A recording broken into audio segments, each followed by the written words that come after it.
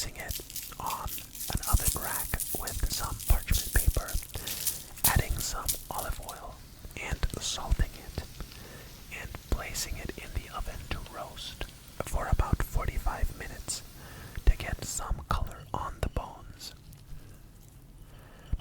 to create some depth of flavor for our stock. Once the bones are roasted, the first thing I am doing is taking the bone marrow out of the bone marrow bones and slicing open a piece of bread and adding the bone marrow to it, salting it, and having a little snack. Bone marrow tastes delicious.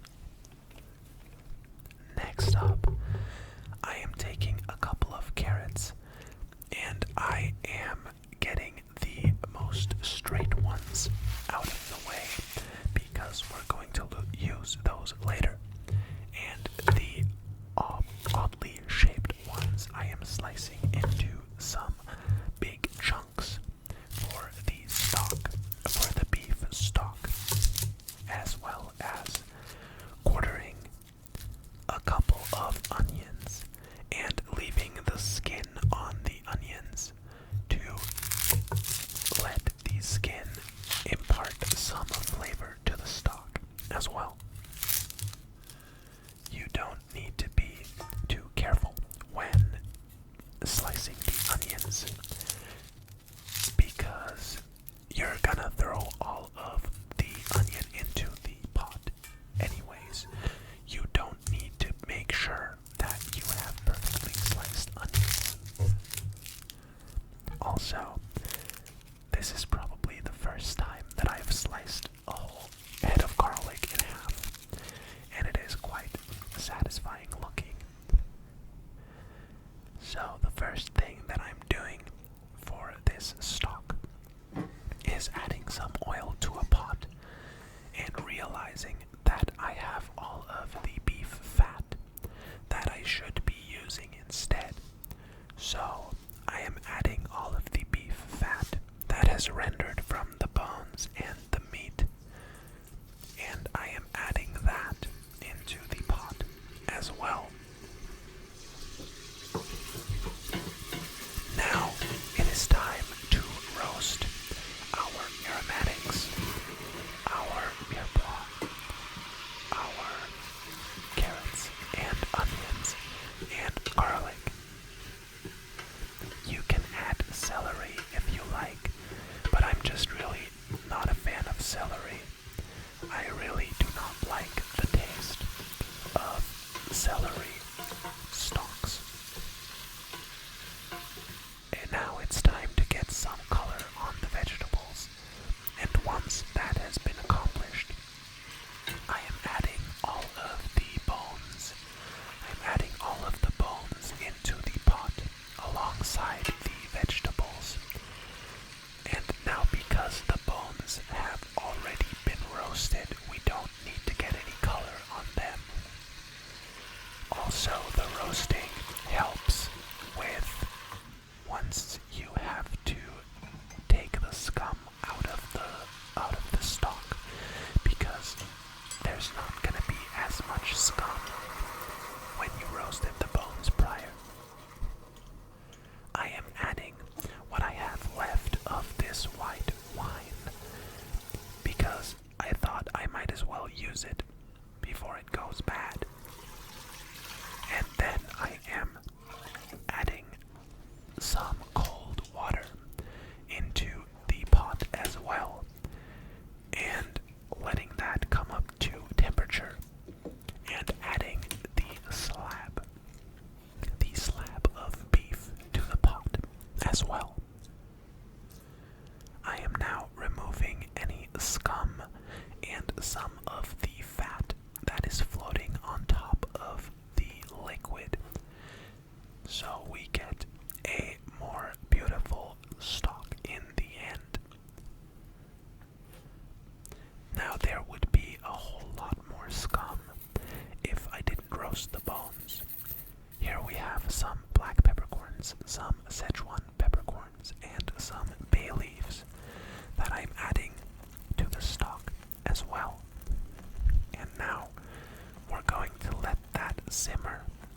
for a couple of hours until our beef is tender.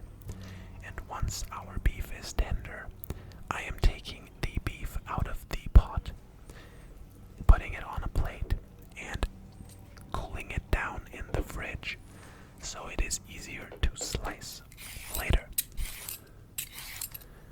Now the stock is still cooking at this point, and I am now preparing the vegetables that go into the soup once the stock has finished cooking.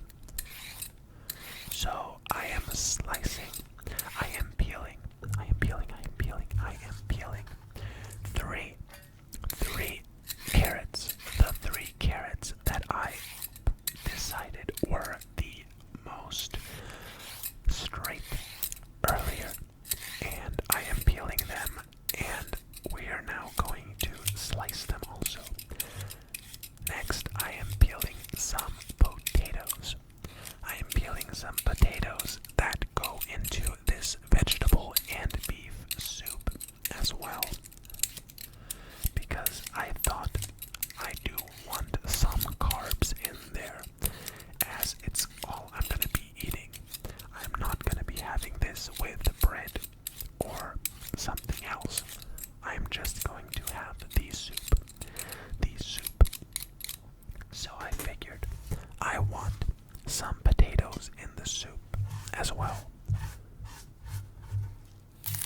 Then I am also cutting the ends off of this onion and peeling the outer layers of the onion, so we don't have any tough bits of onion in our final soup.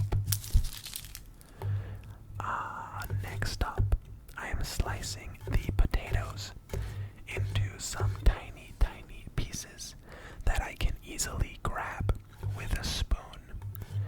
You want to be able to easily grab the potato with a spoon, and also the potatoes should easily fit in your mouth when you eat the soup. So once all of our potatoes have been sliced, I am placing the potatoes in a metal bowl that is off to the side. And I am going to be moving on to the other vegetables as well, because it turns out not only potato is in this soup. So I am now wiping down some of the potato juice on the cutting board and slicing the onion into some semi-fine strips that are gonna cook down in the soup as well and add some nice oniony flavor to this beautiful vegetable and beef soup. Now, the carrot I decided to slice quite thin because it will take the longest to cook. It will take the longest to cook if I want a kind of soft carrot in the soup, because I don't want a hard and crunchy carrot in my soup. So here we have one head of cabbage, one beautiful head of cabbage that I am first slicing in half and then quartering. I am then slicing the halves of the cabbage in half again, and I am taking out the core. I am taking out the hard core, taking out the hard core in the center of the cabbage before slicing it into some strips, some smaller